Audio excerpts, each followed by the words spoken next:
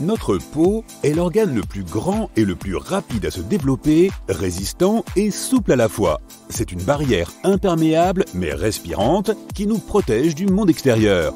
Notre peau se régénère toute seule, elle aide à réguler la température du corps et réduit la perte d'eau. Cela nous a aidés à évoluer pour devenir ce que nous sommes aujourd'hui. Notre peau a aussi développé la mélanine, un pigment naturel qui bloque les rayons UV nocifs. Des glandes sudoripares spéciales ont aidé nos ancêtres à réguler leur température lorsqu'ils marchaient sur de longues distances dans des conditions difficiles. Ton corps compte entre 2 et 5 millions de glandes sudoripares. Plus tu es actif, plus elles produisent de la sueur. Ton corps dispose d'un mécanisme qui reconnaît qu'il est temps pour toi de te rafraîchir afin que tu puisses continuer à faire un effort. La respiration ne consiste pas seulement à déplacer de l'air à l'intérieur et à l'extérieur de ton corps. La façon dont tu le fais peut affecter la forme de ton visage. Si tu respires par le nez, tu as des pommettes bien dessinées au fil du temps. Cela rend aussi ton visage plus large car ta langue exerce une pression contre ta mâchoire. Si tu respires par la bouche, ta langue n'a pas d'endroit où se reposer. Cela modifie la structure de ton visage au fil du temps. Ton visage peut être plus étroit et tes pommettes ne sont pas aussi visibles. De plus, si tu respires par la bouche, tu as probablement tendance à pencher davantage ta tête en arrière. Tu augmentes ainsi le contenu crânien dans la partie arrière de ton cerveau et tu changes directement toute ta posture ainsi que la forme de ton cou et de ton visage. Les milléniaux, c'est-à-dire les personnes nées entre 1981 et 1996, sont plus oublieux que les personnes des générations précédentes. La principale cause de leur négligence provient de niveaux de stress plus élevés. Alors détends-toi. Ton poumon gauche est plus petit que le droit, car il partage l'espace avec ton cœur. Les humains n'ont pas d'aussi grandes dents que les requins-tigres, ni autant de dents. Mais les recherches indiquent que même si les requins ont des dents recouvertes d'un émail très résistant, elles ne sont pas plus solides que les nôtres. Nous avons des protéines qui collent nos dents ensemble pour les empêcher de se fissurer. Et nous ne les perdons pas, contrairement aux requins. Leurs dents ne sont pas attachées à leurs gencives par une racine, comme les nôtres. Ils perdent donc environ une dent par semaine. Tu t'es déjà demandé pourquoi tu as des ongles de pied ? Les ongles sont faits de kératine. C'est une protéine que tu peux trouver dans la fourrure, les griffes, les sabots et les cheveux. Contrairement aux griffes, nos ongles sont plats et larges. Ils protègent le bout de nos orteils et de nos doigts des blessures. De plus, grâce aux ongles, nous avons un support rigide qui nous aide à saisir et à séparer différents objets. Il serait difficile de décoller un autocollant de son support ou de ramasser une pièce de puzzle sans ongles. Les grands singes utilisent aussi leurs pieds pour des tâches minutieuses similaires. Les scientifiques pensent que les primates ont évolué avec leurs ongles pour saisir fermement les branches, enlever les tiques et d'autres choses de ce genre. Le corps humain brille dans le noir, ce qui signifie que nous sommes faiblement bioluminescents. Mais cette lumière est 1000 fois plus faible que ce que nos yeux peuvent distinguer. En revanche, d'autres animaux repèrent facilement notre faible lumière. Nos yeux sont très sensibles, mais nous n'avons presque jamais l'occasion de tester leur sensibilité à cause de toute la lumière qui nous entoure constamment.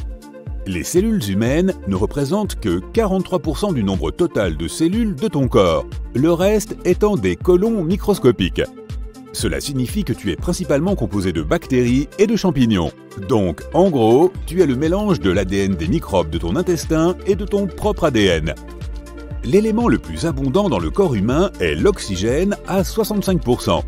Mais on y trouve aussi du lithium, du cobalt, de l'or et de l'uranium. L'élément le plus rare de tous est le radium. En moyenne, tu bâilles 20 fois par jour, parfois spontanément, par exemple quand tu es fatigué, mais parfois quand quelqu'un bâille devant toi. Les scientifiques pensent que cela pourrait être un phénomène de miroir social. Habituellement, lorsque les animaux imitent les autres, ils reconnaissent une action comme utile, alors ils décident de la faire aussi. Chez les humains, cela se produit lorsque quelqu'un croise les jambes, rit, sourit ou bâille. Le café chaud a généralement meilleur goût que le café froid. Les récepteurs de tes papilles gustatives sont plus sensibles lorsque les aliments sont à température ambiante ou un peu au-dessus. Le café chaud peut alors sembler moins amer, car les papilles gustatives qui détectent l'amertume sont plus sensibles lorsque le café est froid. Ton auriculaire est plus puissant que tu ne le penses. Sans lui, ta main perdrait une partie importante de sa force. Ton index et ton majeur coopèrent avec ton pouce pour saisir et pincer, et ton auriculaire, avec ton annulaire, fournit la force de préhension. Tes os sont 4 fois plus durs que le béton. L'os le plus solide de ton corps est le fémur. Il peut supporter jusqu'à 30 fois le poids d'un adulte. Ce qui est encore plus fou, c'est que nos os sont constitués d'un matériau composite, ce qui signifie qu'ils sont à la fois durs et élastiques. La couche extérieure de ta peau est plus épaisse sur tes pieds que sur les autres parties de ton corps. Le cœur a son propre système électrique et peut continuer à battre même lorsqu'il est déconnecté du corps. La durée de vie moyenne d'un sourcil est de 4 mois. Nous passons 40% de notre vie les yeux fermés. La plupart de ce temps, c'est lorsque nous dormons. Mais il ne faut pas oublier de compter les clignements. Chez un adulte, le sang représente 7 à 8% du poids total du corps. Environ 55% de ton sang est du plasma liquide. Le reste est constitué de globules rouges et blancs et de plaquettes. Elles forment des caillots et empêchent les saignements. Tu ne peux pas avaler et respirer en même temps. Au début, la nourriture que tu avales et l'air que tu respires passent par la même partie de ta gorge. Un peu plus loin, le passage se divise en deux. L'œsophage pour les aliments et les liquides et la trachée pour l'air. Il existe un nom pour les grognements que fait ton estomac quand tu as faim. On appelle ça des borborigmes. Environ un tiers des humains peuvent lever un sourcil, le gauche ou le droit. C'est un excellent moyen d'envoyer un signal comique à quelqu'un tout en racontant une blague. Mais la capacité à lever les deux sourcils séparément est beaucoup plus rare. Si tu ne fais pas partie de ces heureux élus, c'est parce que tu ne peux pas encore contrôler et bouger les muscles correspondants. Mais cette compétence peut être développée. Mets-toi devant un miroir, tiens un sourcil avec ta main et lève l'autre de haut en bas. Puis fais la même chose avec l'autre sourcil. Cela t'aidera à apprendre à les bouger séparément. Si tu peux lécher ton coude ou toucher ton avant-bras avec ton pouce, félicitations, tu fais partie d'une minorité. Mais certaines personnes font passer la souplesse au niveau supérieur.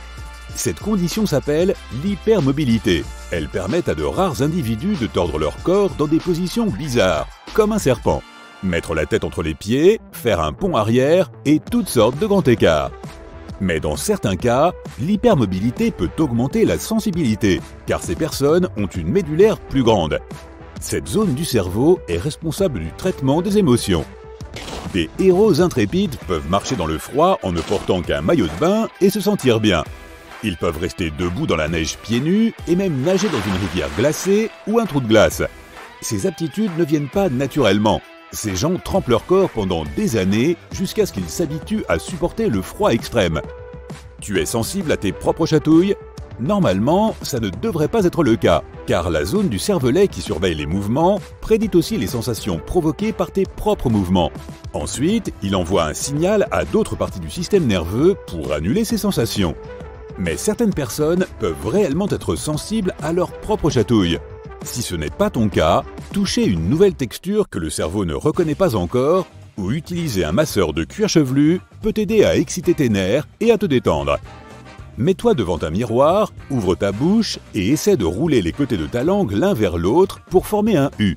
Environ 65 à 81% des gens ont cette aptitude naturellement, et la majorité sont des femmes.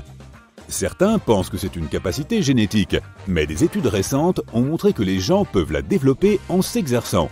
Keshari Mudra est un terme du yoga qui signifie recourber la pointe de ta langue dans la bouche.